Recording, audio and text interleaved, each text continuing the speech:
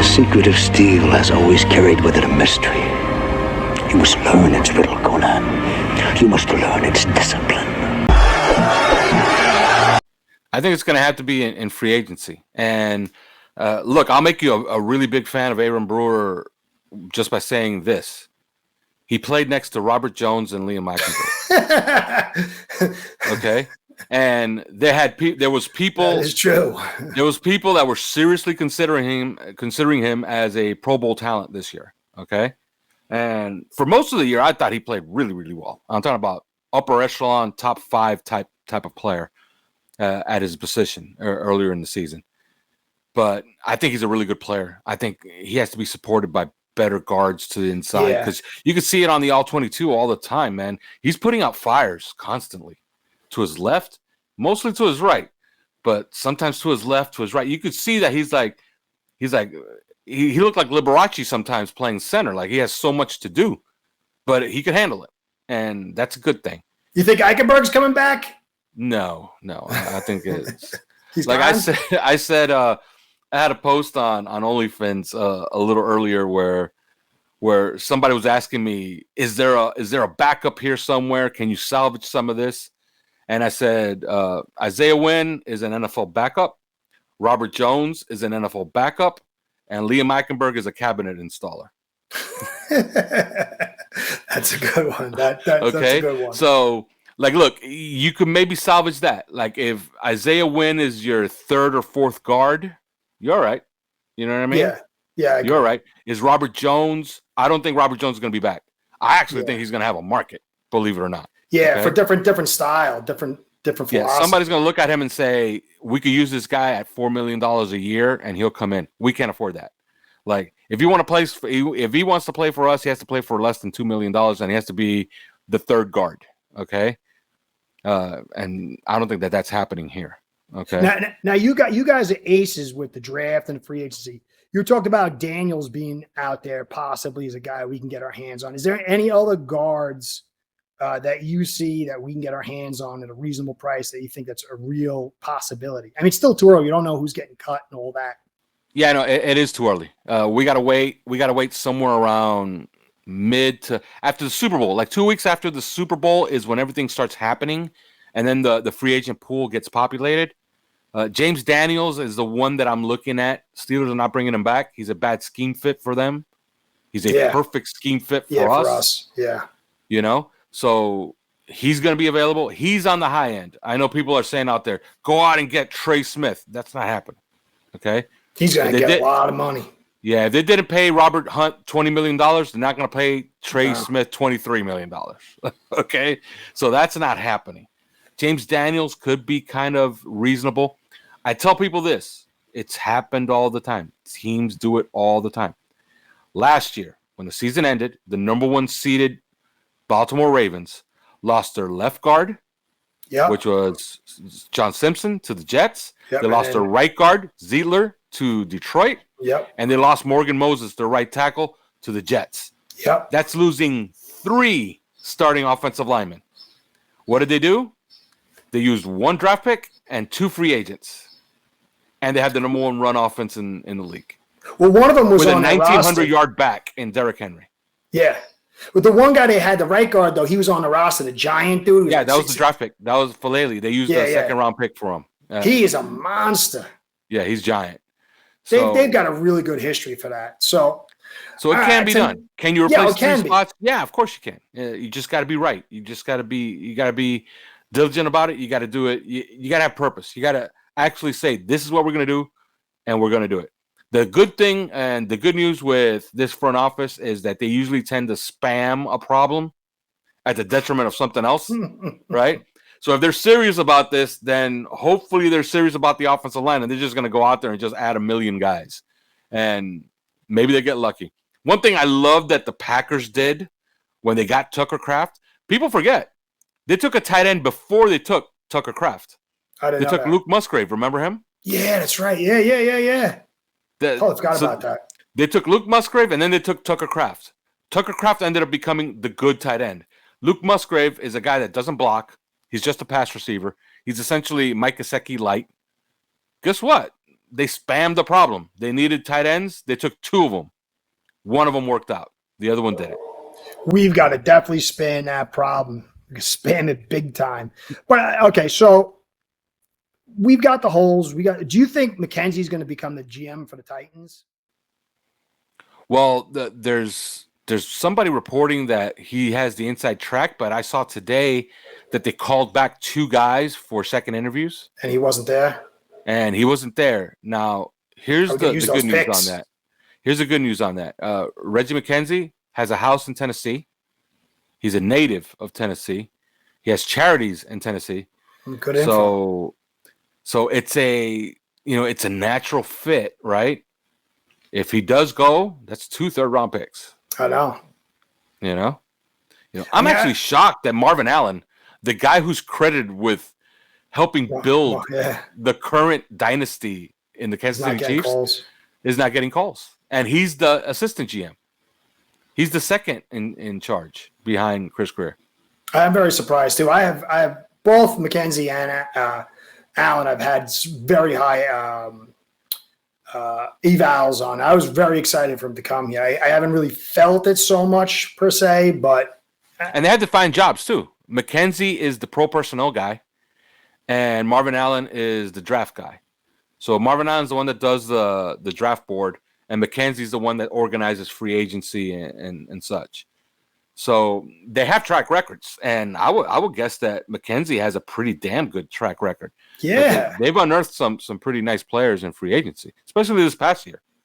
Oh yeah, it was. To tell you the truth, it was. This actually might have been one of his best off seasons, Grier's off seasons.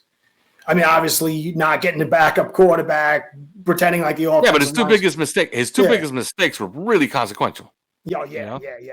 Which was the guard situation and the backup quarterback situation. The season was basically right at their feet. That's a shame. So okay. So we got to build this whole thing. We might not get those extra picks, but we've got to. Do you think we really? You believe that we have to have real success, or Grier's in trouble? So the AFC East, obviously the Bills, they're going to have more money. They're going to have more draft picks. Bean's done a phenomenal job.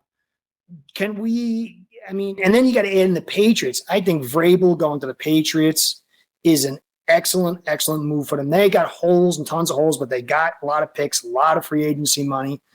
Can you see any scenario where we're falling behind the Patriots this season? No, not this season. And you can stay ahead of the Patriots. You can still stay ahead of the Patriots. Man, they have a serious talent deficiency on that team. Yeah. Like, we got our own issues. They have issues across the board. And their quarterback was checked for a concussion 5 times this past season. And he's a good player. It's a shame. Yeah, 5 trips to the medical tent is a bad thing. And that's directly tied to an offensive line where they pretty much need everything on that offensive line. Like, maybe you could salvage Onweyu, I believe is his name. I can't pronounce. Yeah, I think he's good. Yeah, he's good. He's a good player. Like, if he's your third best offensive lineman, you have a good offensive line. Yeah. But they need everything else. They need left tackle. They need wide receivers. They're going to need running backs because Ramondre Stevenson is now fumbling the ball like crazy. That's a shame. He is such a talent. I mean, I'm happy he's a Patriot, but that guy is such a talent. So crazy. Yeah, so they need help across the board. So I think that they're a year away. I think next year they'll just be competent. Yeah, next year. You like Vrabel with the Patriots? You like Vrabel with the Patriots? He's a perfect fit. He's a perfect fit. You like him as a coach? Yes. Now here's the thing. Here's the flip side to that. Okay. He faded out pretty strongly in Tennessee, and everybody likes to credit him with an original run. He took over a team that made the playoffs the year before and won a playoff game. People forget. So when he became the head coach, they had won a playoff game already there the year before. So I think that his roster was pretty good. Okay. He just tinkered with it, had the philosophy, and had a lot of success, but then faded out pretty strongly. I think it's the same thing. He's not dumb. Some people think he's just another meathead that's going to run it 45 times a game. And I understand that in his press conference, he said, "Oh, that there's a record in the NFL, a current streak of 155-2 when teams run it 40 plus times." Well, yeah, because teams are running it 15 times because they're up 50 points in the fourth quarter. Yeah. That's why they're up. Like, go look at the Dolphins' record when they run it 25 times or more. I think they only have one loss in 3 years. That's usually because they're way ahead. You know what I mean? And they're just running the football. Yeah, that's how your stats can kind of mislead. Okay, but in the NFL, I'm a firm believer that you must run the football. Oh yeah, not to win, but to facilitate the passing game, so you can win. Yeah, stay on. I think Ron Jaworski, and Merrill Hodge used to have the greatest debates ever. Where Merrill Hodge is like, "You need a factor back. You need to run the football." Yeah, and Ron Jaworski would say, "You score points by throwing the football." Simple as that. And in today's league, today's sport, you got to throw the football. And I think that what facilitates throwing the football is running the ball effectively. That's why you need a running game. You don't need a running game because you're going to line up in the wishbone and run it 50 times. No, you need a running game to have balance, to allow your passing game to actually be effective all the way across. That's why I'm such a big fan of Tua Tagovailoa.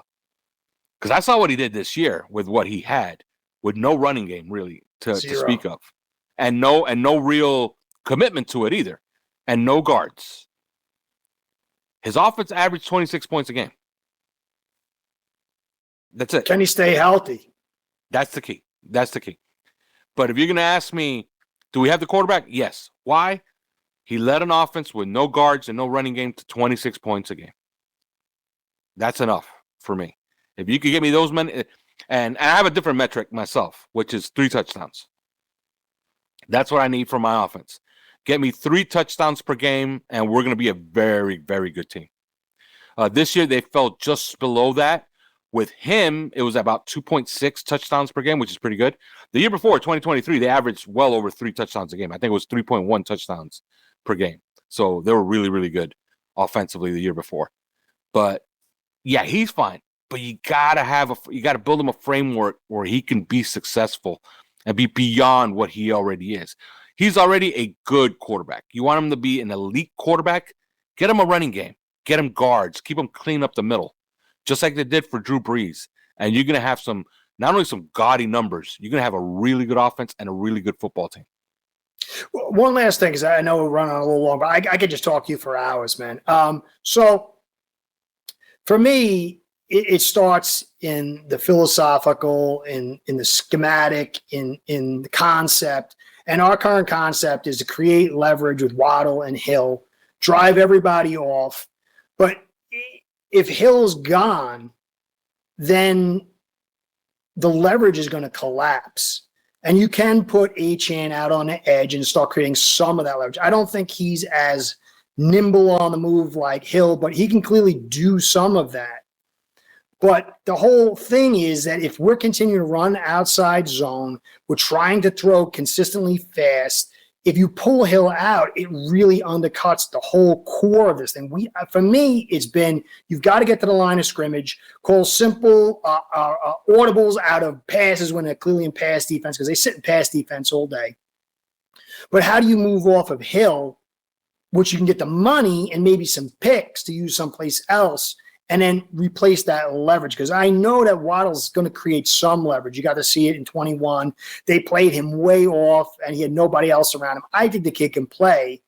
But if you get rid of that dynamic duo, it's going to change how a lot of things are run. And McDaniel's going to have to do a lot more as being matchups, making his offense a little more complicated, not just scheme complication with guys going into motion and then calling the play. He's going to have to do some hardcore adjustments. And then for me, to your point, it's running inside. That's a lot of stuff to ask if you're moving Hill out. So do you think that we can actually move off Hill and still keep the basic tenor of what McDaniel wants to do? Or if we pull him out, are we going to see a lot of problems? Well, we've already seen for the 3 seasons that Hill was here, that Tua's numbers actually elevate when Tyreek Hill is off the field. And that's because there's more diversity in attack. I think that there's a target problem. There was a target problem last year, and you can listen to our preview show on our podcast, when my partner Simon Clancy said, look, this team has a Tyreek Hill target problem. And I understand that most offensive coordinators would say, look, if we could target Tyreek Hill 40 times a game, you should have 40 times the production, right? Like you should have, like if he averages 10 targets a game and gets 1,500 yards a season, okay, just extrapolate that. That means that he should have 6,000 yards a season, right? No, it doesn't work that way. Diminishing returns. Exactly, right? So what you need is diversity in attack. This team was playing, like, I think off the air is when I made my hamburger analogy, right? Yeah. Yeah, the team is a hamburger. A hamburger's not bad, but a hamburger with no cheese and no lettuce and no onions and no mustard. No pickles. No pickles either. It's just a bun and meat. Like, okay, you know, it's a meal. Are you going to enjoy that? Probably not, right?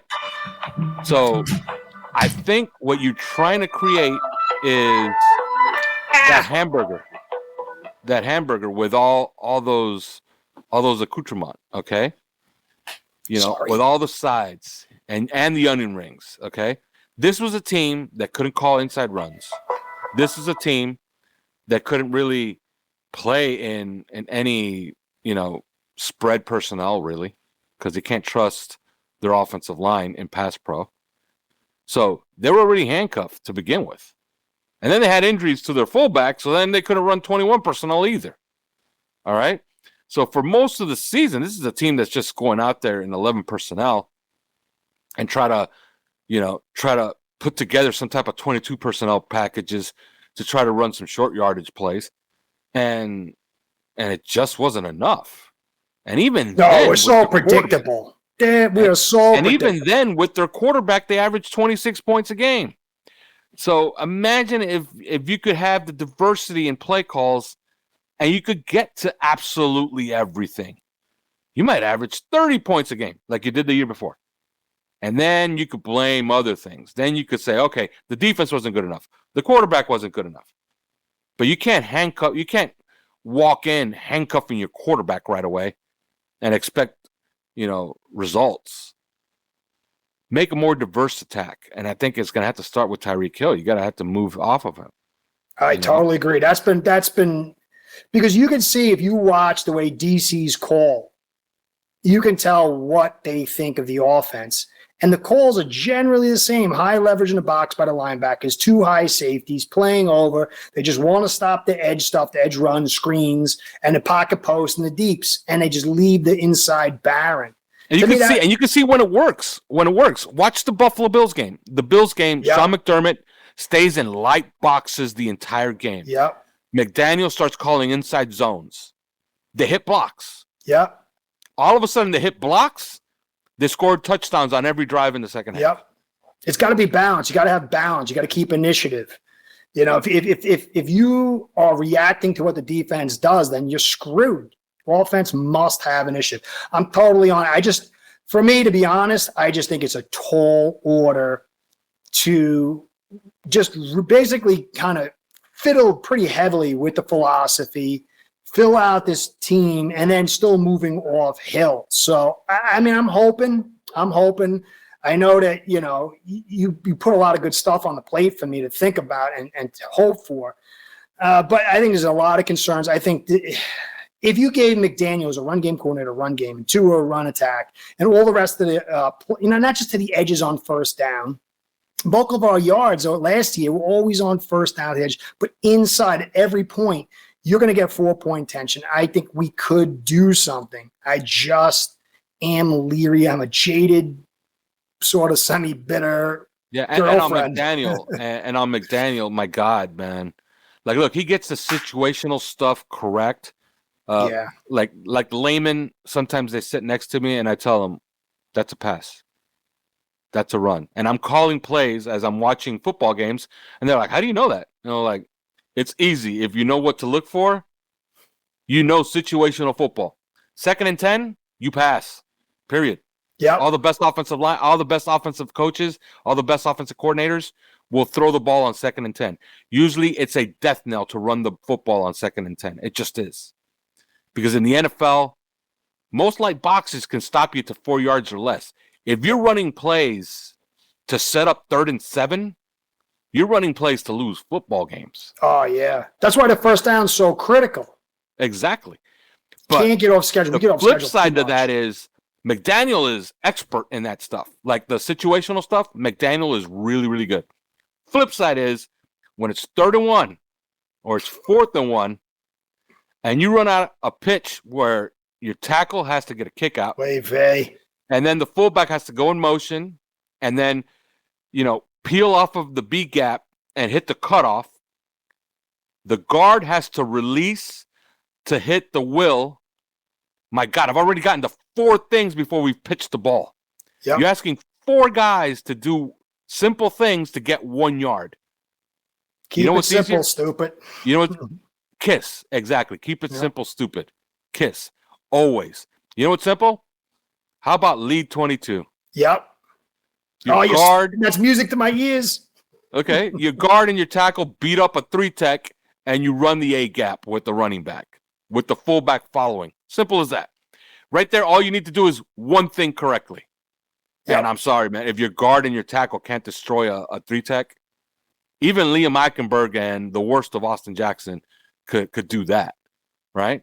But when you're asking, a 4-5 count play, like the one against the Browns almost made me cry.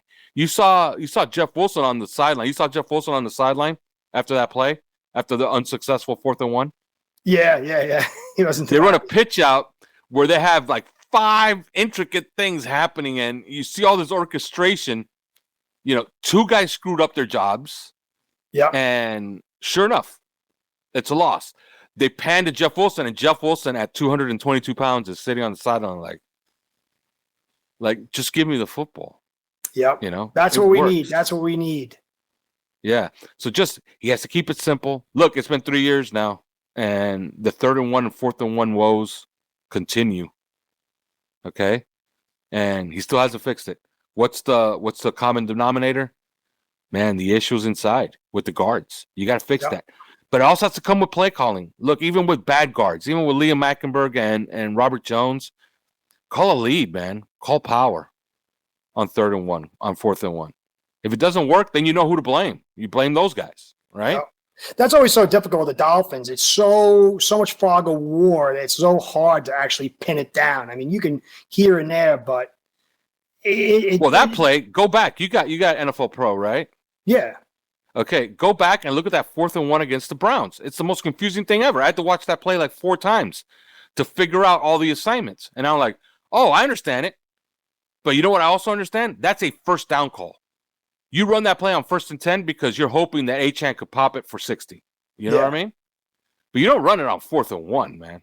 I think McDaniel, unfortunately, he creates all this stuff because he knows they need all the leverage they can get to block because they're not moving anybody on their own steam, So this is it. This is it. Get him the offensive line and see what we got. I'm hoping we do it. There's a lot of nice options at 13, but we're going to